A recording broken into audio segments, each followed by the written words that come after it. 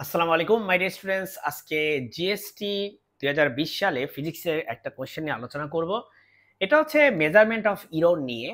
দেখো, একটি গোলকের ব্যাসার্ধ যদি এত মিটার হয়, ধরে পৃষ্ঠতলের ক্ষেত্রফল হিসাব করলে শতকরা ত্রুটি কত? অপশন 4টা দেওয়া আছে, 5, 10, 15, 20।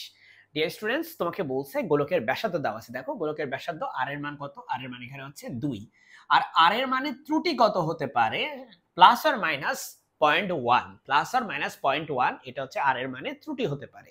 ঠিক আছে, তাহলে তুমি দেখো এত ধরে আমাকে পৃষ্ঠতলের ক্ষেত্রফল বের করতে হবে। আচ্ছা বলো তো দেখি, গোলকের পৃষ্ঠতলের ক্ষেত্রফলের ফর্মুলা কি? গোলকের পৃষ্ঠতলের ক্ষেত্রফলের ফর্মুলা হচ্ছে 4 পাই আর স্কয়ার। ওকে, 4 পাই আর স্কয়ার। তার মানে তোমার এরিয়াটা হচ্ছে এখানে ব্যাসার্ধের বর্গের সমানুপাতিক। ব্যাসার্ধের বর্গের সমানুপাতিক এরিয়া হচ্ছে ব্যাসার্ধের বর্গের সমানুপাতিক। ডিয়ার স্টুডেন্টস, তোমাকে বলেছে এখানে পৃষ্ঠতলের ক্ষেত্রফলের শতকরা ত্রুটি বের করতে হবে। দেখো শতকরা ত্রুটি কিভাবে বের করে, তুমি হচ্ছে প্রথমে এরিয়ার যেই পার্থক্য সেটা বের করবে।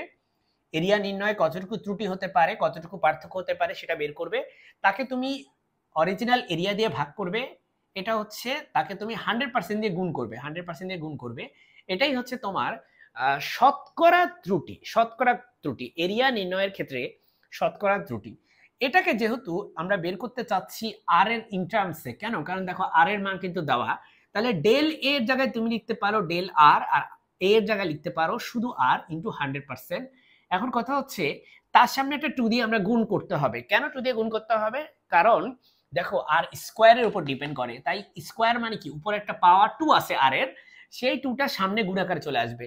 যদি তোমার কিউবের উপর ডিপেন্ড করতো তাহলে কিন্তু পাওয়ার সামনে একটা 3 চলে আসতো। যদি তোমার শুধুমাত্র আর টু দি পাওয়ার 1 এর উপর ডিপেন্ড করতো তাহলে সামনে 1 দিয়ে গুণ করতাম, মানে 1 দিয়ে গুণ করতাম, মানে আসলে গুণ করার দরকারই হতো না। সুতরাং তুমি বুঝতে পারতেছো যে আমি যদি এ থেকে আর এ কনভার্ট করতে চাই, এরিয়া থেকে ব্যাসার্ধে কনভার্ট করতে চাই, দেখো এরিয়া থেকে ব্যাসার্ধে কনভার্ট করতে চাই, তাহলে উপরে থাকা স্কোয়ারের কারণে আমরা নিচে একটা, এখানে কি সরি নিচে না, পাশে একটা 2 দিয়ে গুণ করব। ঠিক আছে, এইভাবে হচ্ছে আমরা শতকরা ত্রুটি বের করব। চলো মাই ডিয়ার স্টুডেন্টস, এখন এখানে আমরা এই ক্যালকুলেশনটা করার জন্য দেখো তোমার ডেল আর এর মান কত দেওয়া আছে। দেখো ডেল আর মানে হচ্ছে এই যে 0.1 ইনটু সরি ডিভাইডেড বাই আর, আর মানে এই যে এটা 2.0 ইনটু 100%। তুমি যদি একটু ক্যালকুলেটর হিসাব করো, এই 2 আর 2 কাটা যাবে, 0.1 কে তুমি 100 দিয়ে গুণ করো।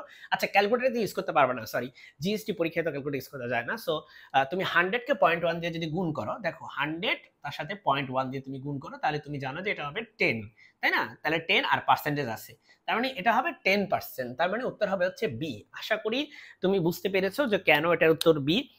যদি তুমি আমার এই কোশ্চেনের উত্তরটা বুঝতে পারো, আমার চ্যানেলটি সাবস্ক্রাইব করে রাখতে পারো, যাতে ভবিষ্যতে এরকম ভিডিও তুমি আরো পাও। আসসালামু আলাইকুম।